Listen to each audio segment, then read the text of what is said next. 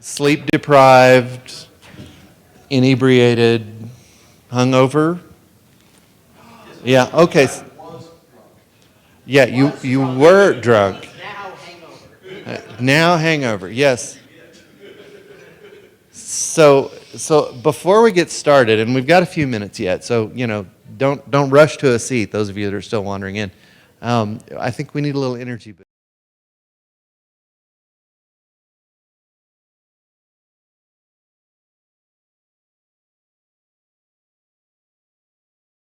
For me to do that, that's just So besides, that's not your thing. No, it's not. Your stick is the wave. It is my stick. So I'm very glad that he's here to lead us through a wave. So get ready. Are you ready? Is everybody ready? Do it. Raise your hand if you're ready.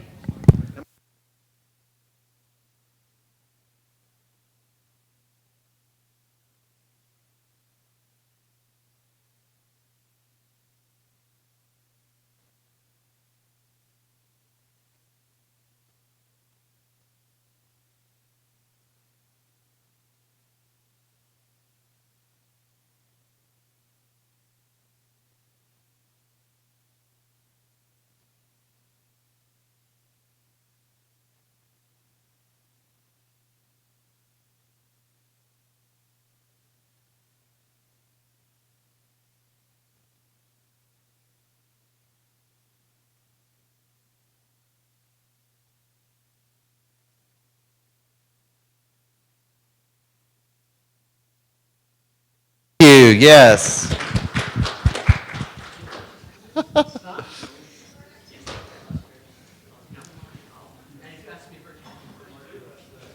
We still got a couple of minutes, so there'll be some stragglers coming in, so relax and enjoy. Please be welcome.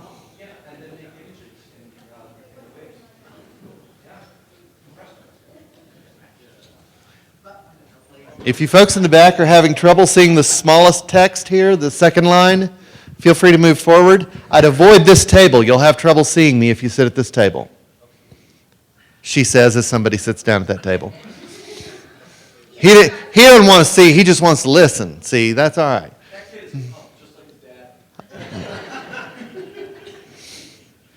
Because I will not be standing up.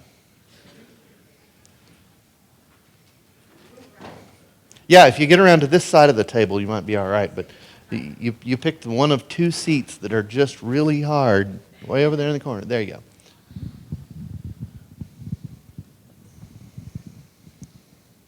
Good morning, Rainey. Are you awake yet, Rainey? No? Okay. You and Rikus are ready to go then, right? Coffee.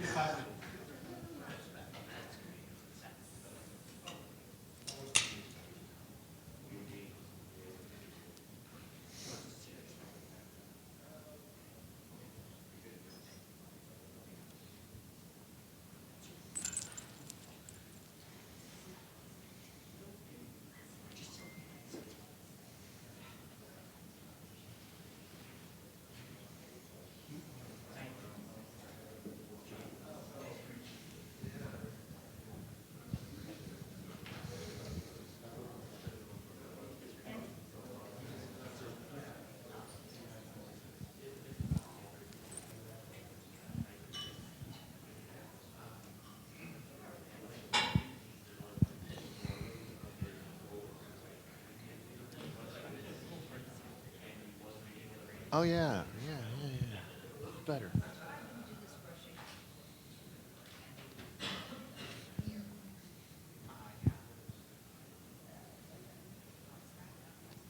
Good morning, Weldon. How are you? Good. Good. Well, the energy level of the room picked up a couple of notches, thanks to Russell. And I love that. I think that's just awesome. We need two more of him so they can do it in the other rooms, because I'm sure in the other rooms they're like snoring and stuff because they don't have Russell to energize them first thing in the morning.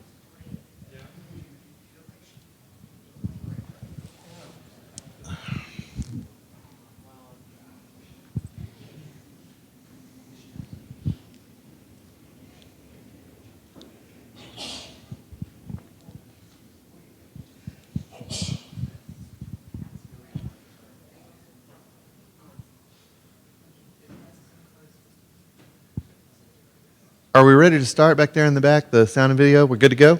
We're online and ready to go. Great, thanks. Good morning. Good morning. Thank you. Now, and thank you, Russell, for charging us up. That helped the energy level in the room, picked up just a little bit. We still have a few people that are they look a little weary there, but keep drinking that coffee. It'll be good for you. I'm Ruth Bavousett, and I work for cPanel. I'm delighted to get this opportunity. We do Scrum at cPanel. Our product development teams use Scrum. We've done it for a couple of years now, and it goes really well. It works for us most of the time, as Scrum is supposed to, and you iteratively learn how to make it work better. And so today I'm going to be talking about how you can take some of the lessons from Scrum and apply them outside of your team work. Some of us have pet projects, things that we're working on our own. I have one. I talked about it the other day in my lightning talk. Some of us have really chaotic lives outside of our work and want that magic bullet to help us get organized. So let's talk about kind of why you're here. You have projects in your work that aren't suited to Scrum for some reason or another. We'll talk about some of those reasons.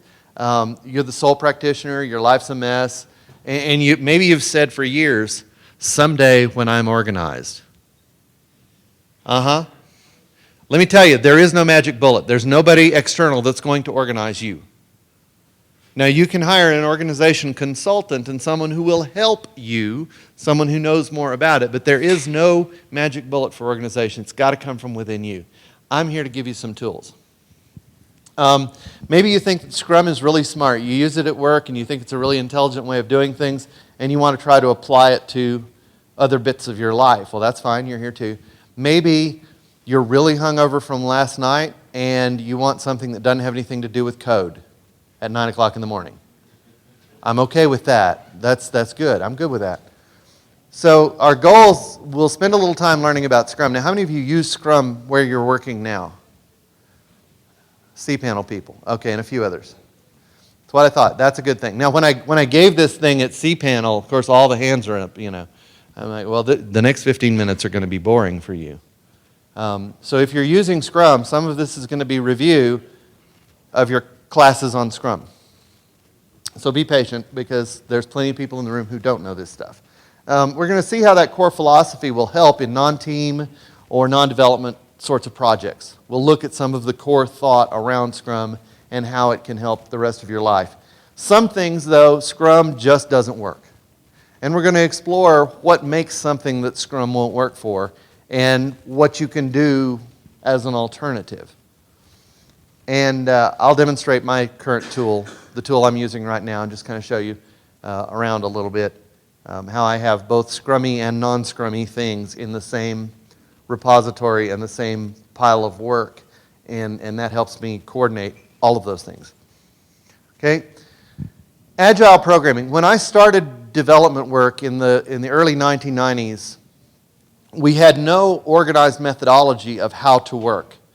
Now, we knew how to code, and I grew up learning structured programming. My first language in college was Pascal, which, if nothing else, has structure. But we didn't learn how to work together. The first project where I had to work with another developer was my final semester in college. I went all the way through college working as a sole practitioner. And we didn't have any kind of organized methodology for how to do things as a group. Now, as you can imagine, this resulted in a lot of bad code. Now, sometimes you were on a large team, you were working on a big project, and you had peers who, if your relationship with that person was good enough, you could take code to them and say, Weldon, would you look at my code real quick? Just check it over. But you might not have that, even if you were on a big team. So the result was a lot of really stinky code. A lot of really shady code. Especially stuff hard to modify once that person leaves the organization.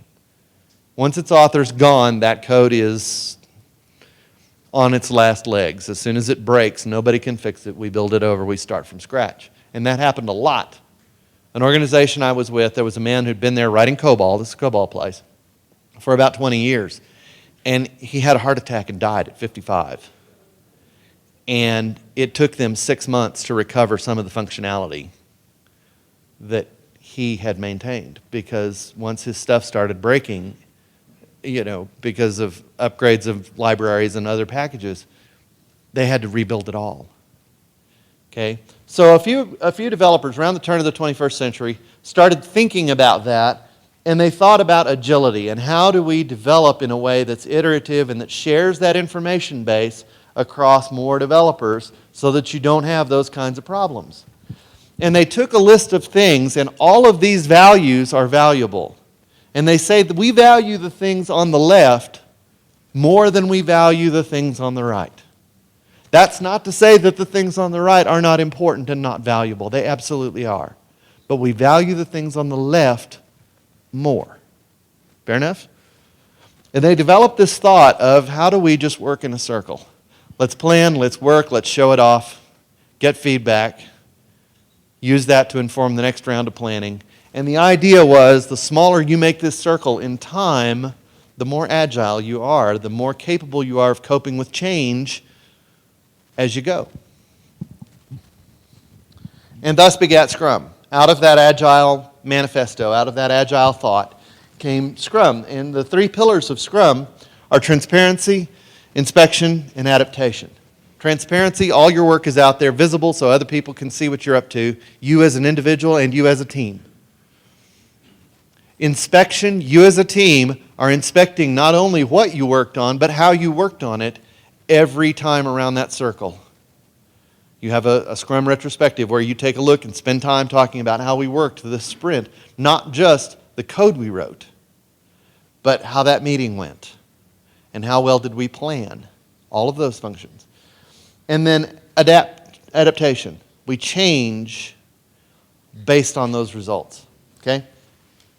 Now, everybody at cPanel is a certified Scrum Master. Everybody who's on any of the Scrum teams, that's one of the things that we've done. We've all taken the Certified Scrum Master course. And you spend 2 days, so I'm going to show you in 2 minutes or so what cPanel people spend 2 days learning.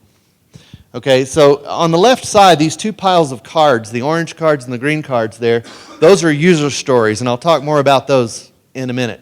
But they are small chunks of work that are designed to be finished during the sprint period of 2 to 4 weeks. You chunk it down until you say, okay, the team can do this in 2 weeks. That's a small enough story. If it's too big for that, you got to chop it up. Or expect that it's going to last through multiple cycles. And that's kind of okay, but it's not strictly Scrum. The team has a product owner, and the product owner is the one who's... Whoops, we lost our link. Excuse me.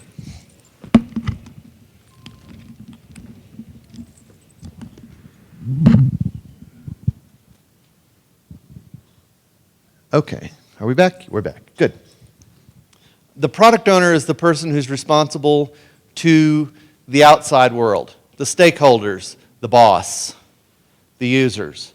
And their responsibility is to communicate with those people and design these stories so that the work in the end will meet the needs of those stakeholders. You have a Scrum Master whose job it is to enforce the process, and they also take care of logistical needs of the team. Hey, we need to have a meeting so we can have a hack session on this and this and this. I don't have to arrange that meeting room. My Scrum Master does that. I just tell him. And all I got to do is yell, impediment, and my Scrum Master will jump. One of my teammates, and I'm going to try to crack this up here in a minute, and it might work. One of my teammates in a daily meeting said, there is an impediment, and our Scrum Master perked up and he said, what's the impediment? There are no more animal crackers in the vending machine. Got him. The Scrum Master went to the store and bought one of those ginormous barrels of animal crackers and brought it to him. Impediment removers, that's what they do. The team spends a little bit of time at the first of the sprint planning what work they're going to do. They choose from the product backlog the stories that they're going to work on that sprint. And they set them aside and call it the sprint backlog. And then they spend time working on that. Every day there's a chance to meet and catch up with each other and see if we have problems that we can help each other with and let each other know about progress. That's the daily meeting, and those usually last a few minutes. Ours last about 15 minutes. At the end of that time, you demonstrate it. You show it off for the product owner and other stakeholders. What you've done, those pieces that you've finished, and you get feedback on them. You do a retrospective meeting where you see how did we work, did it work well, what can we do better. In my team, we write on index cards, and you title them good, bad, and ugly. And sometimes, useful stuff comes out of there, and sometimes, have you ever seen those congressional resolutions that are, it is the sense of the Congress that? A lot of the cards come to be those. It is the sense of the team that our product owner has been invisible too much. That informs the process. And it's okay to say those things, and it's okay to talk about that kind of thing. And that's what the retrospective is for. And then that informs the planning the same day or the following day. You turn around and do it again. Start over. 2-week iterations at cPanel. Okay? Clear as mud? We with me so far? Talk about those user stories. As a person, I would like things so that accomplishment. As a user of the system, I would like it to make me use stronger passwords so that my account will be more secure. This makes sense, right? You with me here? Is everybody awake? I'm checking in the back there. I'm watching you. Yep. You awake? Good. Yep. Now, the same story, the same purpose could be expressed a different way. As a system administrator, I would like to protect my users from hacking, so I'm going to make the system require stronger passwords so that their accounts cannot be hacked. You express it a little different way, and that can, in some cases, change the scope of the work. So you want to think about who is person and what is accomplishment. What's the purpose of this story? That's the accomplishment. So there's an example of it. One of the things that the team must do, and the product owner leads this work, is grooming the backlog, taking those stories in that leftmost pile and making sure that they're properly worded stories, that they really are user stories that can be accomplished in a unit of work in 2 weeks, 3 weeks, 4 weeks, whatever your sprint length is. They can enumerate the acceptance criteria. What is done? If you hang around Scrum people much, you'll hear doneness. I want to see the doneness of this task. When do we know we're done? Discussion and enumeration of tasks can happen during the backlog grooming. That's when you kind of decide your overall plan for actually implementing it. You'll notice in the story here at the bottom of the screen, nowhere do I say how I'm going to do that. Nowhere. It shouldn't be there. That's for grooming the backlog. The tasks that you're actually going to do are part of that story, and there could be one or more tasks. Okay, and then you prioritize them against other stories based on their value in the grand scheme of things. And that's the product owner's primary purview, is to know that grand scheme of things and know what those priorities are and prioritize stories accordingly. That doesn't mean the team has to work on them in that order. It's the team that decides what they're going to work on.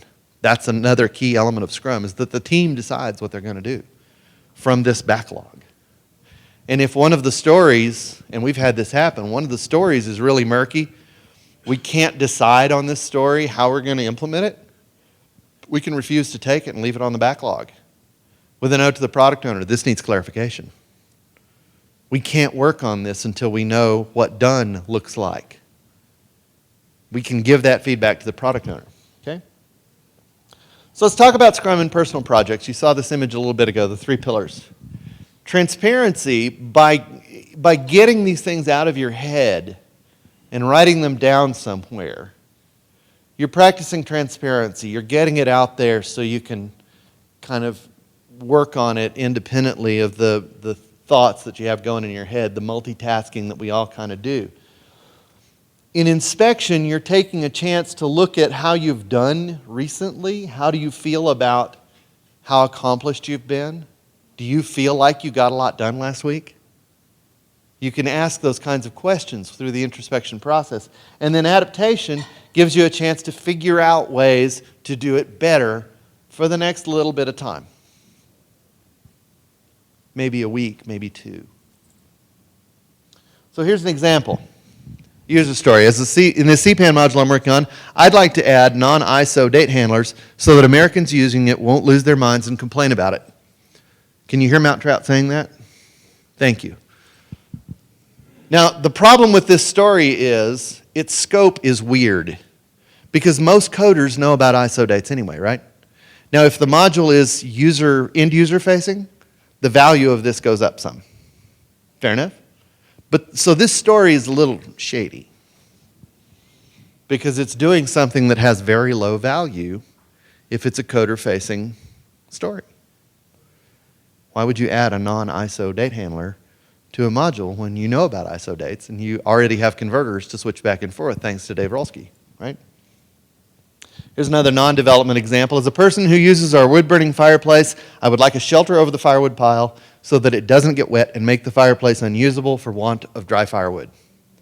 The goal here is clear. The value is high. You want to stay warm at night. Nowhere in there is implementation detail. How am I going to do that?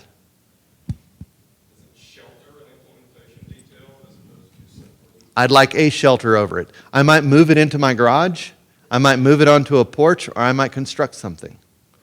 And it still meets the criteria of the story. But implementation details, not here. Thank you, but you're close. You were kind of reaching at it. And yeah, I want to cover the pile. I could throw a tarp over it, and that would meet the requirements of the story. Except that throwing a tarp over it's a bad idea. Because then once moisture gets under there. But the value is clear. The value is high. Story is obvious. As the driver of my car, I'd like to get the tires rotated so that I don't wear them out so quickly and my driving is safer. This is a good idea, but the value is kind of personal. Now, in the sense that if your tires let go of the roadway, you endanger other drivers, there is value to other drivers in you getting your tires rotated. But that's kind of, most people don't think that way on their face. They say, I don't want to crash my car. The value is high, but it's kind of personal. Here again, we have a story that is maybe not the best because of its personal value. So here's some crafting tips. How do you write these user stories? Well, I showed you the formula. As a person, I would like thing so that accomplishment. Clearly enumerate the value. What is the win here? Who wins when you do whatever it is this story is calling for you to do? Who's the winner and why? Try to take yourself out of the equation. My product owner's name at work is Ken. And we actually have stories. As Ken, I would like. This is a problematic story on its face, and I haven't even told you the rest of the story yet.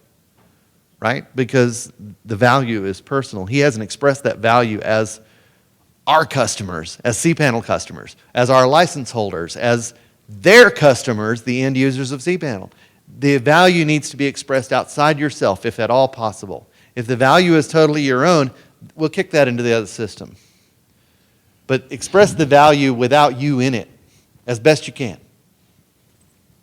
And don't specify your implementation details too very much, unless you've already settled on that. But that really belongs in tasking it out. When you start setting up your tasks, that's when you talk about implementation details. There are some things where Scrum just isn't the right idea. You're on the wrong track. If the process is going to take longer than the story execution, don't write a story. Don't write a user story for taking out the trash. Please don't do that. I'm telling you, don't do it. It's a good exercise, really, but there are better exercises. Spend your time better. Y'all are smart people. You get paid good money. Don't think up a story for you taking out the trash. Just take out the trash. As a resident of my home, I would like there to not be cockroaches. Therefore, I would like the trash to be taken out. Make sure you don't have a stakeholder outside yourself. If there is no stakeholder besides you, if no one wins but you, it's probably not a good idea for Scrum. If you can't express that value in terms of some other human being, even if they're also a resident of your house, that's okay. So, as my partner, I would like, as my child, I would like, that's okay. As me, I would like to play this video game to its conclusion so that I can feel very satisfied about having won.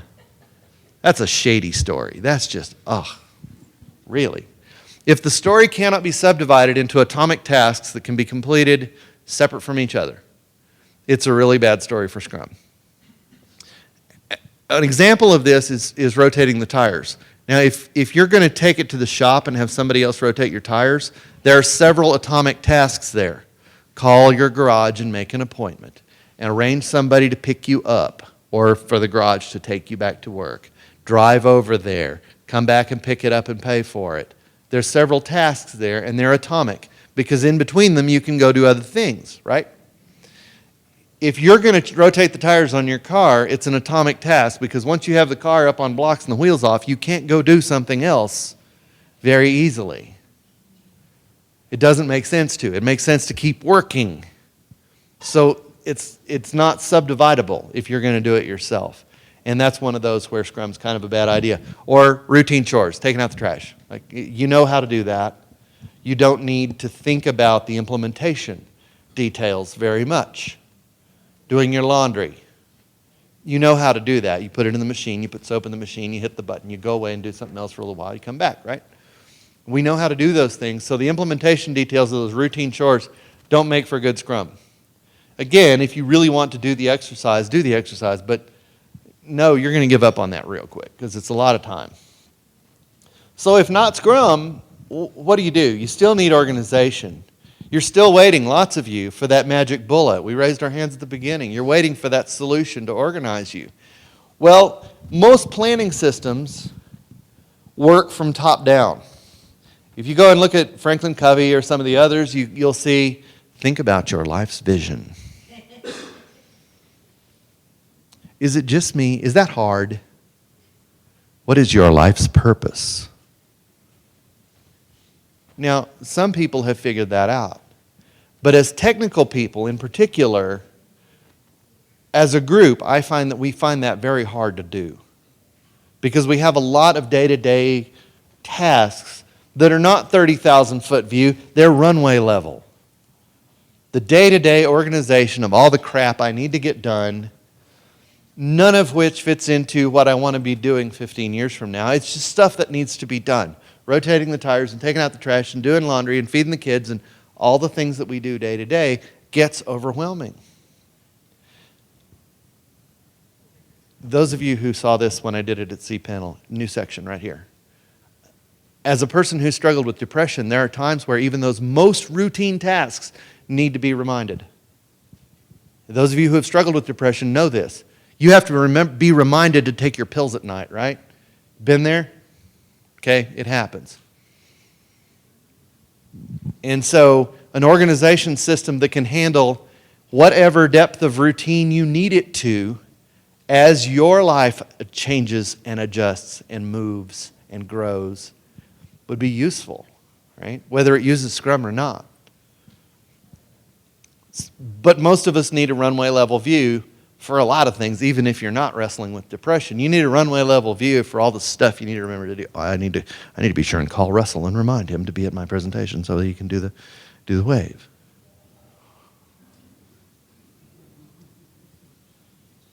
And I'm wired up about presenting, and so I'm not going to remember to call him and just hope he shows up. Sure enough, he did. All right. Do you know this guy? cPanel people, no fair.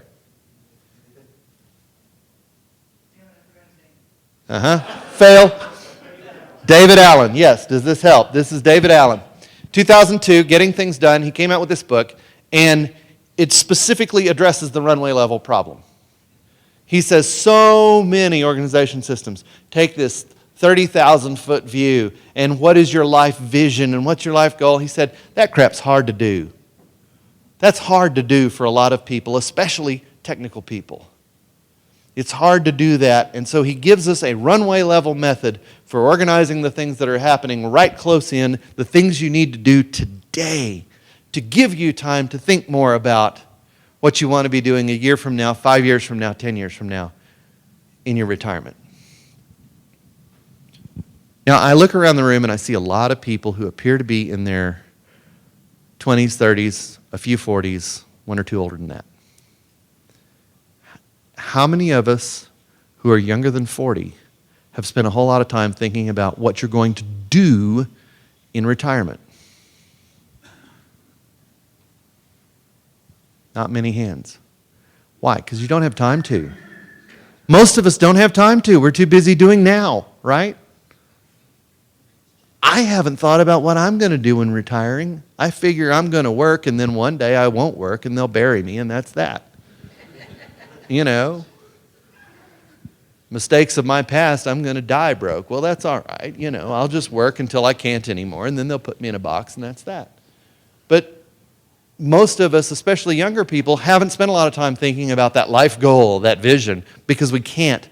Alan gives us a way to organize the stuff on the runway so that we can start thinking about that stuff. But he doesn't tell us how to do that, and he also doesn't try to sell us a planner, unlike Franklin Covey.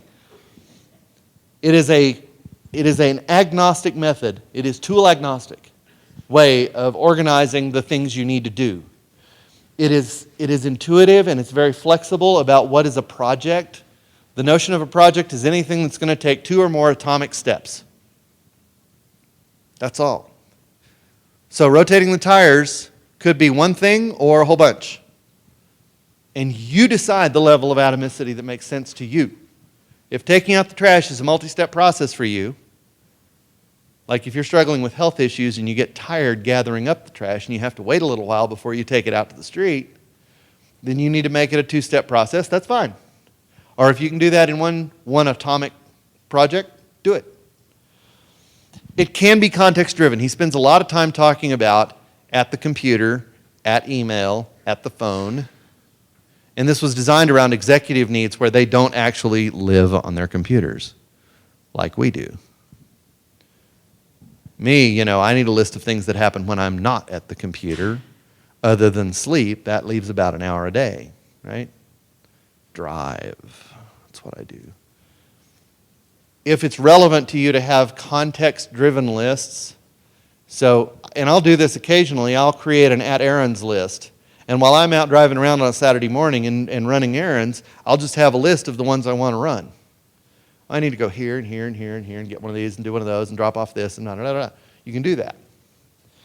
It is a little Kanban-y. It's a little waterfall-y because you're going to do this thing and then do this thing and then do this thing and then do this thing.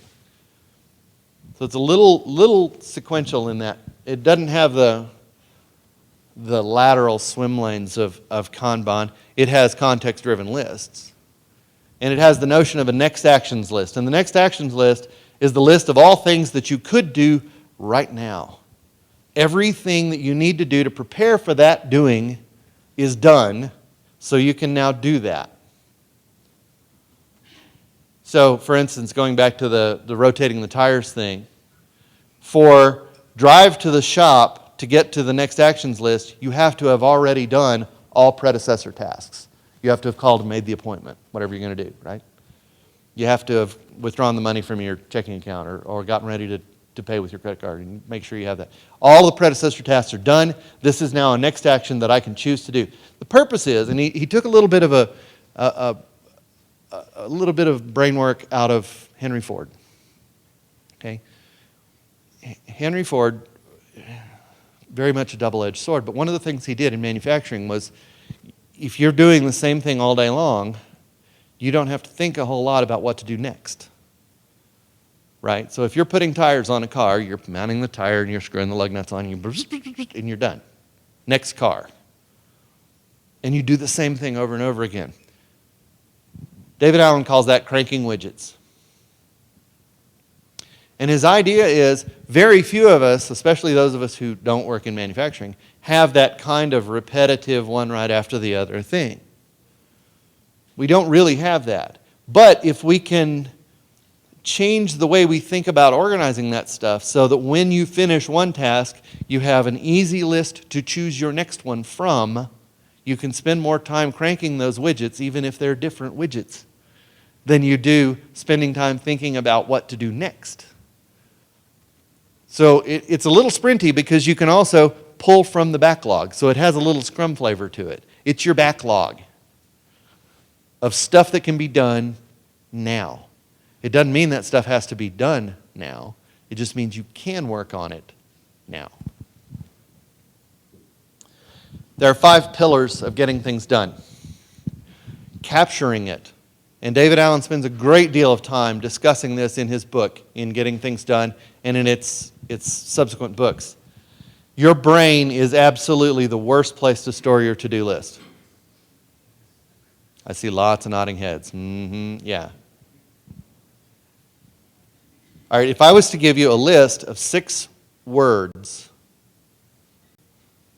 that didn't relate to each other, they were not all colors, and they were not all actions, they were not all verbs or nouns, just 6 random words. What are the chances you would remember all of them an hour from now? Approximately 0. There's a few people, and I know and am close to a few people who would. The way their brains work, that's fine. They can remember that kind of listing. Most of us cannot. And David Allen looks at that. And the other piece of the puzzle is you have this emotional involvement with the things you want to get done because you want them, right?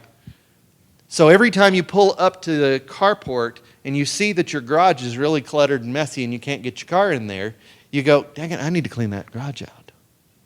Every time. Dang it, I need to clean that garage out. When am I going to get around to cleaning that garage out? And you get kind of wrapped up in that angst over not having the garage cleaned out. With that stuff stored outside your head, you'll walk past it and you'll go, you know, last week I decided I was not going to do that this week. It's okay. You've decided, you've committed to yourself what things you want to get done so you don't fret about the ones you aren't. It's okay.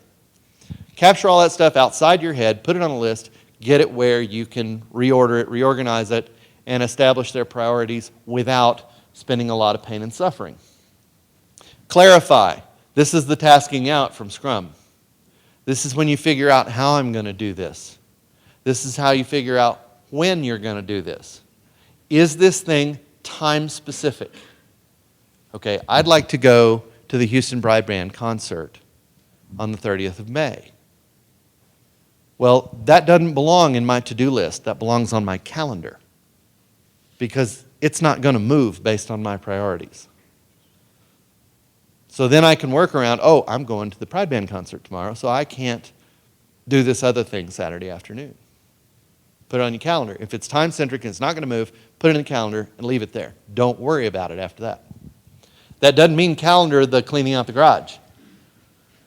That means when you start evaluating that week and figuring out what you want to do, you go, well, you know, I was going to clean out the garage on Saturday, but I've got this concert, so I'm not going to clean out the garage this week. It's fine. And you can renegotiate those things with yourself until you get to, this is what I'm going to get done and feel good about. Organizing it, that's priorities. Reflecting on it. How important is it to me really to get this done? Do you occasionally find yourself doing something and you can't remember why? What's the value here? What do I get out of this? Now, if you're kind of compulsive about certain things, you might find yourself cleaning your garage at some time when you didn't really expect to because it's bugging you. And that's fine. But reflecting on that helps you know yourself better and know why you do those things and what is the value of doing the things that are on your list. This gives you a chance to establish the value. That's the work of the product owner in Scrum. You are your own product owner. Okay? And then engaging, getting in there and doing the work, crank that widget, pick up the next one, and do another one. You can get a lot done that way if you know what your next actions are.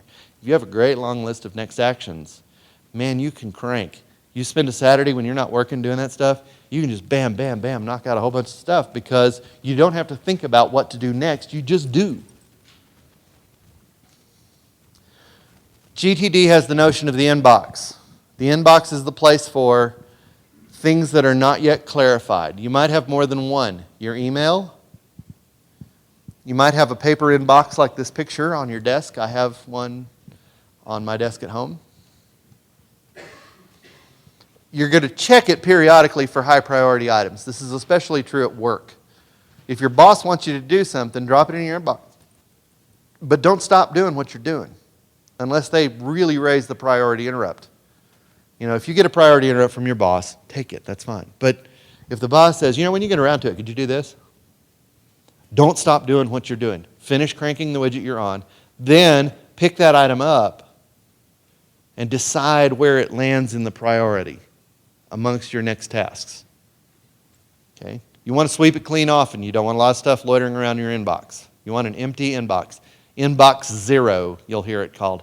I have a handful of emails in my Gmail box, maybe 10. And that's high for me. Normally I have about 3 or 4 in my inbox. Everything else has been filed or dealt with and deleted. File it if I need to refer to it again. Somebody says I need you to do this. Once I've done that thing, gone. Don't keep that stuff. It's not very often you really need to keep that kind of a record. If you do, great, but archive it. Put it somewhere other than your inbox. Keep your inbox clean. And some items, as I said earlier, may move to your calendar. If my friend David here drops a flyer on my desk for the Houston Pride Band concert, oh, they've set the time and date for the next concert. Here's a flyer about it. I'm going to see that piece of paper. I'm going to handle that piece of paper exactly once. I'm going to put stuff in my calendar, and then I'm going to throw the piece of paper away. Cuts the clutter in my life. It's out of my inbox. It's on my calendar, and I can forget about it until the week of. Now, if I realize that this is a formal and I need a new dress, then that adds tasks. And those tasks have deadlines, and that's fine because it needs to happen before the concert. But I know that and can establish that when I pick up that piece of paper. I handle it once, and I've got all of the predecessor tasks lined up. I've got it on the calendar. Everything's ready to go. So you've seen two kind of different methods. And at the core, the notion is try to get organized. Can we take the best of both? And I think the answer is absolutely yes. We've talked about when do you decide which way to go at something. When do you not do Scrum with this? If you don't do Scrum, do Getting Things Done or Kanban or something else. Okay, there's remarkable similarities in both systems. Both of them are very introspective when done as sole practitioners. You're spending a lot of time thinking about your own values, your own capabilities, your own capacity, your own requirements for satisfaction. So if you clean out the garage, will that make you happier? Will you feel better about yourself having done that? Is there some greater value to that? You know, besides being able to put your car in there instead of having to leave it out under the carport. You know, you spend time introspecting, and that's good. Transparency, again, you're getting it out of your head. Now, some of my lists I share with my daughter who lives with me. Our shopping list and the household to-do list, the cleaning house list, I share with my daughter so that she knows when those things were last done, or if I want them done, or if she wants something done, or pick this up next time we're at the grocery store. Next time either one of us goes to the grocery store, we're going to try to pick everything off the shopping list. And if I need to put something on the shopping list and she's going shopping after work and she gets off at noon and I'm at work at 9 in the morning and go, oh, I need more toothpaste. I can put it on there and it'll be there when I get home from work at 4. It just works. Transparency gets it out of your head. You don't have to remember that you need toothpaste. You get it there so that anybody who can act on it, whether that's just you or your shared list, can be acted on. Flexibility, you decide the atomicity of a project. You decide when it needs to be scoped out to Scrum, when it needs to be written out longer. If you know what you're going to do, you know how you're going to implement this, maybe you don't need that. You decide. and it's tool agnostic. There are a whole bunch of online GTD applications. Does anybody use Remember the Milk? Okay. Does anybody use Wunderlist? Thank you, I do too. Wunderlist just got bought by Microsoft. I'm a little scared. Yeah, we're a little scared. It's a German company. They're fantastic, and then they got bought by Microsoft. Uh-oh. They say there's not going to be any changes. We shall see. What about other GTD apps? Anybody got one that they're really pleased with? Anybody doing GTD? OmniFocus? Okay, on the Macintosh. The thing I like about Wunderlist is it's on my computer here, it's on my computer at home, it's on my phone, and it's on my tablet. Yeah. Being able to see it across, multiples is a good thing. All right, it's tool agnostic. You pick your tools. All right, let's take a look at my tool real quick. Okay. Trello. Trello is kind of swim laney. It's a little Kanban-y. But if that works for you, there's nothing wrong with that. And you can rearrange your swim lanes to do what you want them to do. Yeah. So I use Wunderlist, and here's my current lists. I have an inbox.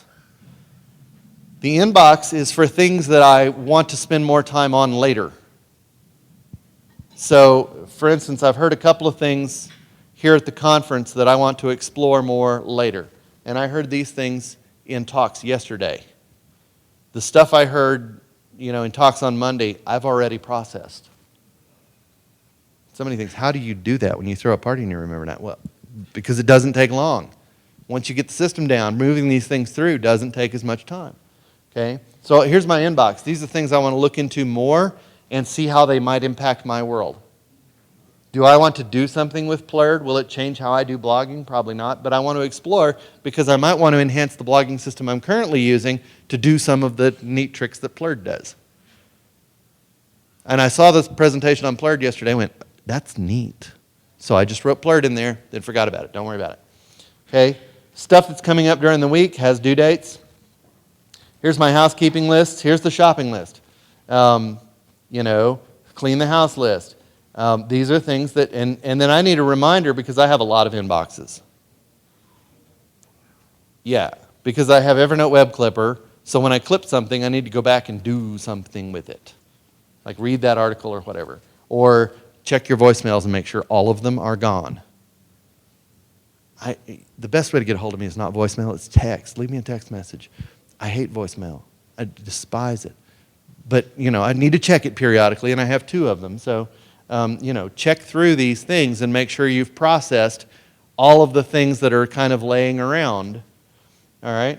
Now, down here is my GTD kind of stuff. Let me close some tabs here. Current stuff, these are things that I need to do. All right, I need to call the rows and schedule a checkup. It's the Women's Health Center in Houston, one of them. And I need to visit the county courthouse. I've gotten my doctor to fill out the forms that I need to put handicap license plates on my car. And now all I got to do is go to the county courthouse, turn in the form, get them. And then I can have a task, and there's a task in my backlog to mount the plates on the car. Separate task. I don't have to do it at the courthouse. It's not atomic. I built a lap desk a while ago, and it's too wide for my chair. It kind of hangs off the end, so I need to saw it off and smooth that end. Stuff like this. This is my next actions list. All right? And I have some someday maybe, some things that I might like to do at some time. Like this looks interesting, so I might want to explore that, or I might want to do that later. And then I have some long-term goals, and these are the things that I want to accomplish a year, 5 years from now. Okay? Here's where I do Scrum. I have a blog called Numbers on the Spines where I blog about romance books. And it uses WordPress. I know. Don't start. And I recently changed from using a free text extended field to using a taxonomy. And I still need to move some things from the old text fields into the taxonomy. I did that as a Scrum task. That's really kind of a shady one because the value is so that other users can search it, which is a good external value, but it's kind of an atomic thing. I'm not really going to try to split that into subtasks. And I talked about Reader Swarm the other day in my lightning talk. Here's where I do my scrummiest scrum. All right. As a new user, I'd like to be able to create an account so I can log in and explore ReaderSwarm. I'm working on that. I have some other stories here that are user stories. What's the value? Who's going to be getting the win here? Without implementation details. I'm not telling you how I'm going to connect to Gravatar. The answer is there's about 500 CPAN modules, and I can take my pick. But I haven't done that yet. I have some bugs. Dan?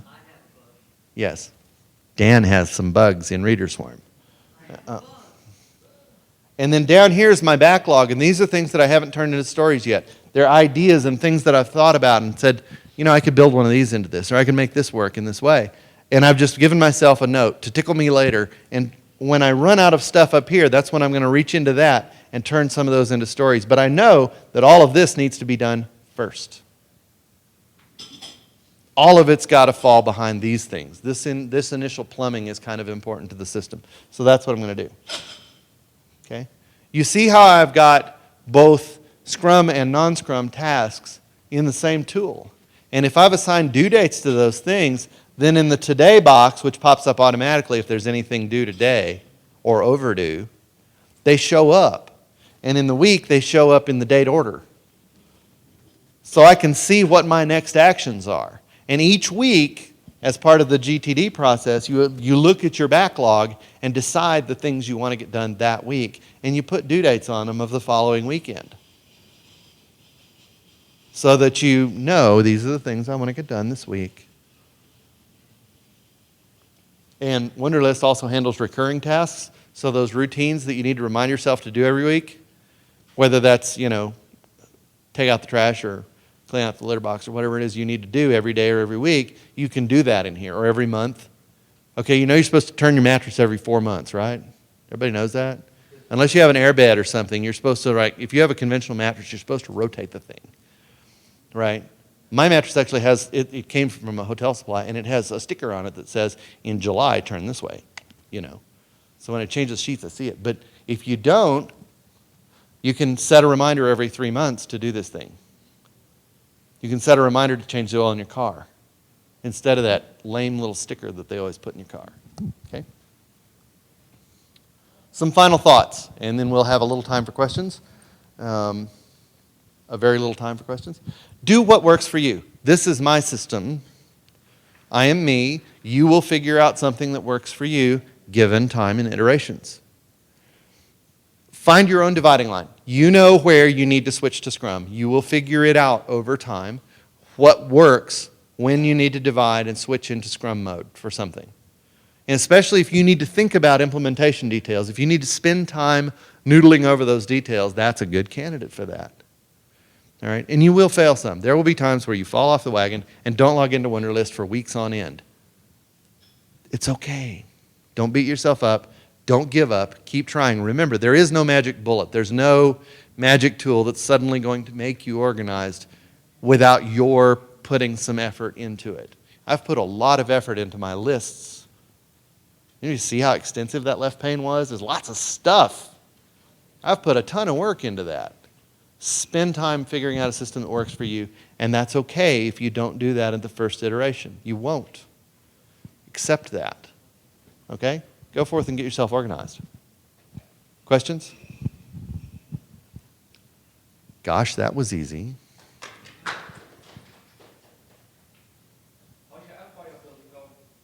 Slowly.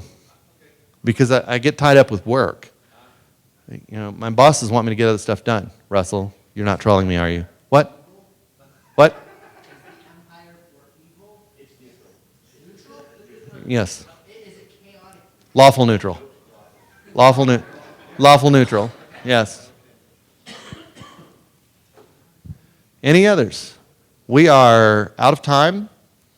Thank you all for being here. I appreciate your presence. Be well. Have a good day.